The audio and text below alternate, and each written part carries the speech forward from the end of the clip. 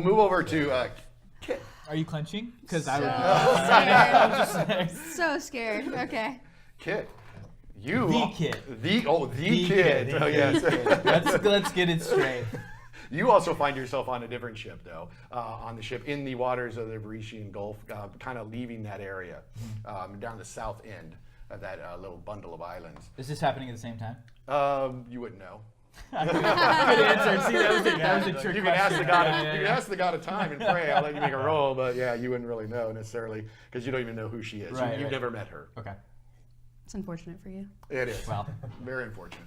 All right, so you are on this humongous warship called the Astral Avenger. Yes. Okay? You're actually on the helm too. This ship is bomb. It's humongous. And the front end also has ballistas, but it also has pontoons on the side that run this way and all have ballistas on the side here. Ballistas are enormous like crossbows that they're used for siege weapons, and they fire them into ships. They can pull ships to them and stuff like that. It's a humongous warship.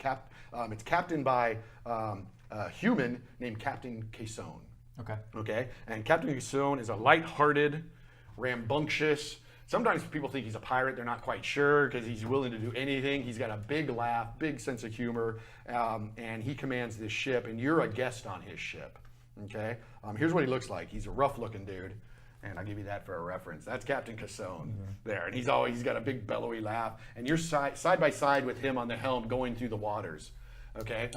Now all of a sudden the camera goes to you, the Kit. Right. And what do we see when we look at your character? So I've got white hair. I look about in my 20s. Okay. Super GQ, super styling. I've got like a half cape coming off of my left shoulder that covers my left arm, and half of like a tank. Basically, you see like one pec and ripped abs. Not ripped like buff, but like cut. Not super strong, but you can tell he's got style for sure. Okay. White hair and tribal tattoo of a fox on his face. Oh, cool. Yeah. All right. And he's wearing blue clothing. Blue clothing. Any weapons or anything? He's got a crossbow on his side. Okay. And a dagger. Okay. That's pretty much always sheathed. Okay. He only uses it to show off, basically. All right. Yeah. Right on. Well, here you are on this ship with Captain Cason and his crew's doing their various tasks and stuff, but you're a guest. So you're just going to hang out with him, which is pretty cool because he tells jokes and talks about adventures he's been on and stuff like that. And you are a historian. And you spend most of your time in the capital, or not the capital city, I'm sorry, the city of Magnamar, which is right there. Right. And you are a member of the Pathfinders Guild. Okay? And the Pathfinders are a guild of adventurers that go out and find artifacts. And you are in the Pathfinder Lodge is where you live. Okay? And you work alongside of a lady named Sheila Hydemark, who is the head of this Pathfinder Lodge. But there's lodges throughout the lands of the Inner Sea. And what she does, though, is she takes all these great artifacts they find, and then she charges admission for people to come see them and stuff. And that's how she funds her operation. It's a very profitable business. So she utilizes you especially with your ability of knowing everything about history and research, especially when it comes to finding artifacts. So here you are. Because I'm the shit. I know a lot of things. There are things, and I know them. Okay. Absolutely. Got it. So you basically at this time are just kind of reminiscing, like, wow, you're on this awesome ship, and your life is great. You love it. You get just enjoying life. Yeah, you get to go out. The dream. Yeah, and suddenly you're out in the field, which is super exciting for you, and you kind of remember why you're here in the first place. So we'll go back into your memory a bit, which is only about a day and a half ago, and you remember what got this whole thing kicked off. Okay, so you're in basically the Pathfinder Lodge doing research when you were with Sheila at the time too, and you brought a book out and put it out into the main chamber, the main meeting room or whatever, and you were showing her information that you were finding in this book, fascinated, rummaging, going through and super passionate about what you're doing. And of course she's placating you a bit because you tend to ramble on sometimes and just really go for it. As I do in real life. Yeah, not a stretch on the role play there. So when suddenly you hear a noise coming into the lodge, it sounds like singing, children singing. And they sing, and you don't recognize what the words are. Do you speak Elven by any chance? I do not. Okay, then you don't understand the words, but you hear. So creepy.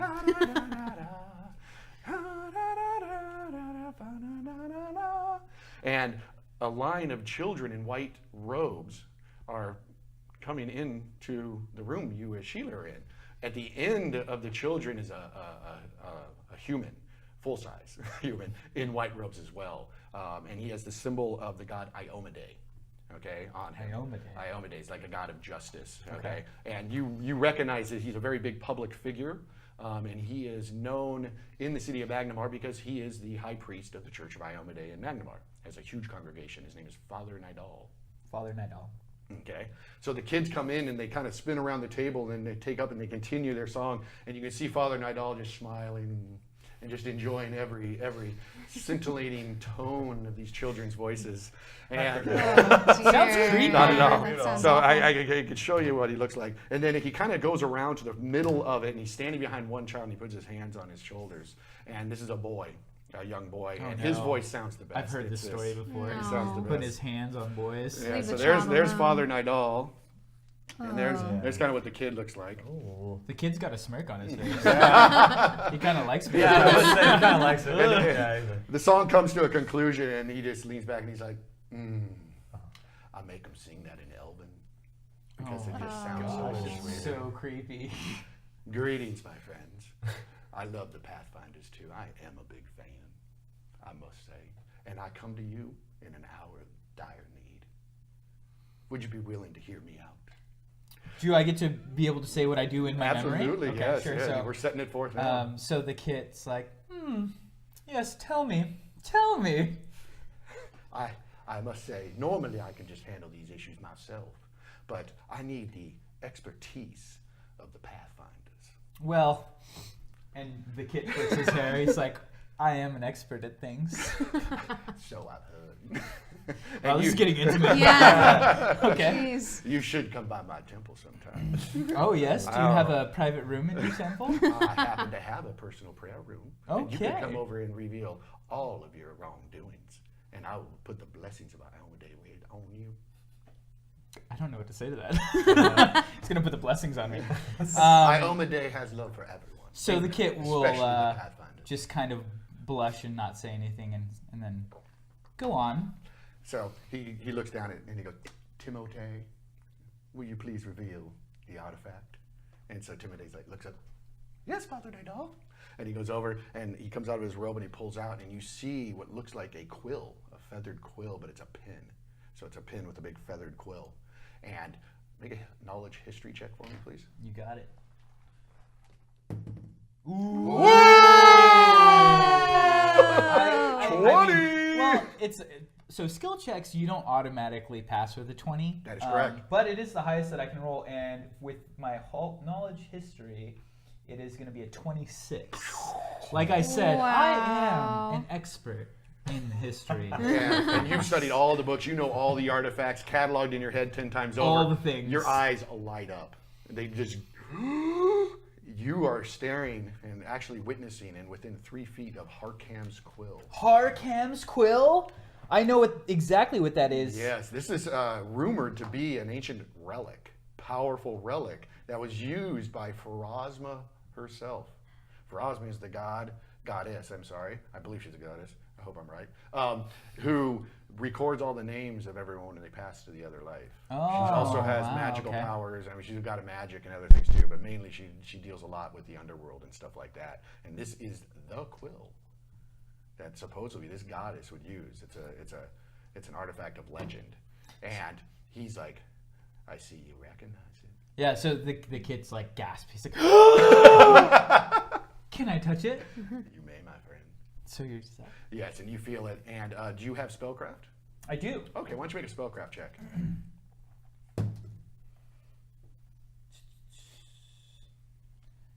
12. 12's enough to know that this does radiate magic. Okay. And you don't even have to use a detect magic spell if you don't want to. Perfect. Because you can feel the...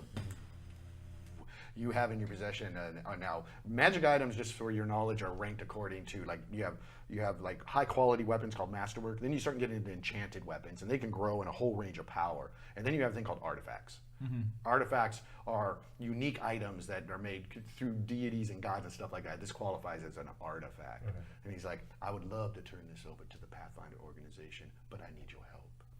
Ooh, okay, so seems a bit shady. I'm gonna make a sense motive check on this guy. Fair enough. Ooh, rough city. Now, unfortunately, though, that roll I'm not going to take because a sense motive check is Oh, because something I don't know. I would like to use one of the Right. pre-generated Okay. rolls we did at the beginning. Got it. So I'm going to use your first roll, but I need to make him have a roll. And then I'm going to go ahead and just remove that. Well, that's okay because my roll was really shitty. So. Okay, well, you got whatever you got. Okay, so you feel he's telling the truth, and you don't feel like he's trying to manipulate you. It feels like a solid deal. Like you're not detecting any type of lies out of him. Okay. Sounds like a good deal. I would also like to make a knowledge arcana check to see if I can figure out what type of powers the quill has. Okay. You have to roll really high because it is I got a 14. that's not high enough to know anything. You're going to need to study this thing. Okay. Okay. You'll definitely need to study, and you can look at Sheila, and Sheila's just like, she's beginning to nod, and you guys realize having an artifact in your collection will increase business. Right. Imagine Right, of the course. heart cam squill. What Yeah. kind of an attraction that is. So the kit is immediately okay with the situation. He's like, I'd love to take it off of your hands. All right. Well, he stays around and discusses with you the quest he would like you to go on. He's searching for something, and what he does, he goes back to Timothée, and Timothée, would you be so kind as to reveal the stone? And Timothée goes into his robes again and brings out it's just a rock, but it's a flat rock. Okay. And it has a symbol on it. Give me another history check. Oh, that's not an automatic failure in skill checks. It's a 7. It's a 7. You actually don't recognize it. So I'm going to have Sheila do a roll, see if she can back you up. And she hits it. And she's Sheila? like, Sheila. Do you Sheila, know what no. this does? That's the symbol of Tesserail, isn't it? And Father Nidal's like, why, yes, it is. And I know where this came from. And so they're mind melding. Allow me to enlighten you, my friend. Yes, please do. Tesserail is a wizard, thought to have blown himself sky high as he was meddling with magics that would let him see or venture into other realms. It's a long story. Some thought it was a fable, but this is his arcane mark. This comes from a stone from the Fangwood Keep. Do you have any knowledge geography? Real quickly, whenever he says something with that inflection, it means it's important. I'll write it down. Sorry, I will what write was that that again? down. When he said that, I was like, Fangwood what is Keep. the The what? Fangwood Keep. An extra sheet of paper. Bangwood For you, Keep. I do. Yes. What did it say? Let me get the sheet of paper out. And what does this rock do?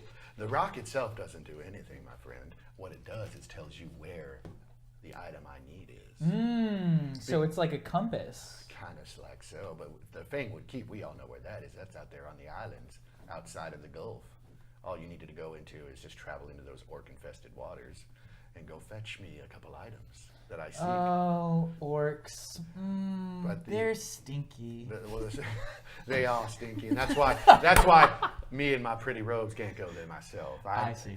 And I need someone who understands things, who Well, that's understands artifacts and histories.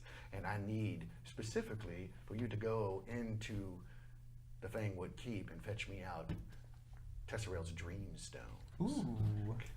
So now it's starting to click. I'll give you another check on history. Okay. Because things are starting to add up. You might have come across this information, but with your awesome 8. rolls, you're still drawing a blank. You're going to have to bring a book with you and read it on the boat. What was Which you are sorry, welcome to it was do. Tesserail's, what is he looking for? Dreamstones. Dreamstone. And he just gives you a quick rundown. The Dreamstones are a powerful magical device used to power.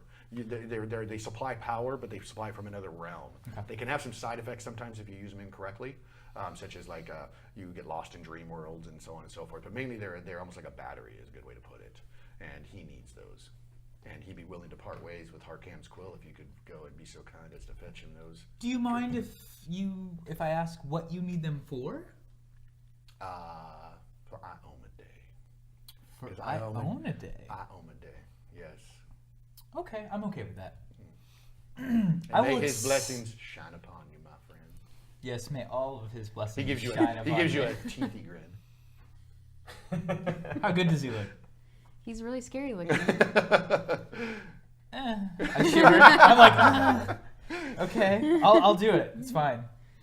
All right, and that's what happened. So now you're back to Perfect. present time on the boat, sailing out to the Fangwood Keep. Got it. Okay, you're next to Captain Quesone, who looks over at you. I'm seeing something ahead, but I'm not sure what I'm seeing is right. I need another set of eyes out here. I'm going to attempt to make a perception check. Go for it. Ooh, not bad. 14. 14 total. What do you? You see? It looks like there possibly are some clouds out in the distance, Okay. and you're knowledgeable from. You have book smart. You know, you understand. You've read a lot of books, but this could possibly be a storm ahead. I'd like to yell up to the crow's nest. Crow's nest, what lies ahead? The captain looks at you. Last time I checked, this was Captain Caisson's ship. Belay that order. Don't listen to the librarian. I will make a majestic bow and apologize to the captain. Be careful not to overstep when you're my guest. I'm going to attempt to tell the captain that I thought that he was requesting that I attempt to find out through the crow's nest with a bluff check. So you're lying. So let's see. And what did you roll? I rolled a 28. He believes your lie. So now make a diplomacy check to see how that lie comes across. I make a 11. 11. He just looks at you and goes, Looks at a crew hand. Crew hand! Go fetch that cursed orc. I need him to have a look at this. Do it now! And the crew hand's like, yes, Captain! And you see him just jot down the ship, okay? And you know, I've already described this massive warship. So he runs down and you see him just go down, and then he heads down into the lower quarters and disappears. We're going to go ahead and now switch over to Dronoxus.